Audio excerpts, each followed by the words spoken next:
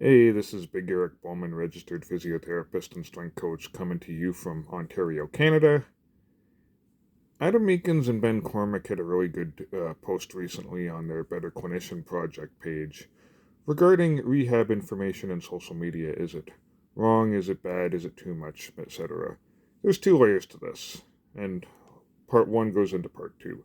Part one, I see a lot of rehab information both for clinicians and for clients. It may not necessarily always be entirely bad or entirely wrong. That said, there is a lot of bad and wrong stuff. However, I also see a lot of stuff that's contextually inappropriate. And I go through this discussion with clients and clinicians all the time.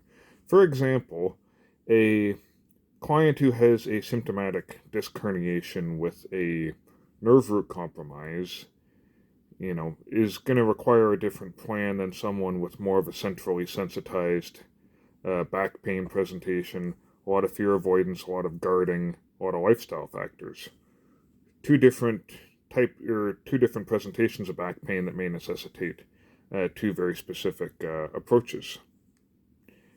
And this goes into part two, is I see a lot of information, particularly when it comes to assessment, being put out there recently. You need to listen to the client's story, build rapport, get hands-on treatment in, proactively look at barriers, map out a treatment plan, get hands-on treatment, look at the kinetic chain, do a thorough physical assessment, screen for psychosocial factors, pelvic health, nutrition, sleep, beliefs, blood pressure, the list goes on, and then book out that entire plan. I don't know about you, that is a lot to do in an hour when you have a client. They may show up late because they have difficulty finding the place. They may not speak very good English. There may be psychosocial factors. They might have a gajillion questions. They might have a whole bunch of stuff on the go, both physical and mental health comorbidities and injuries.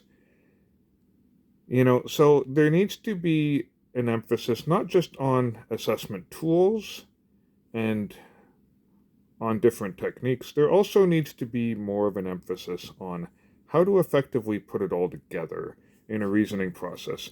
And part of this I also blame on the nature of social media and its logarithms and approaches.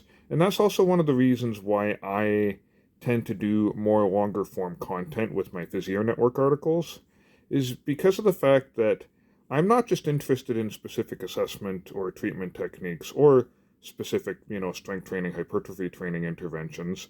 I'm interested in what is the reasoning and the nuance behind it to help clinicians and strength coaches, trainers think for themselves.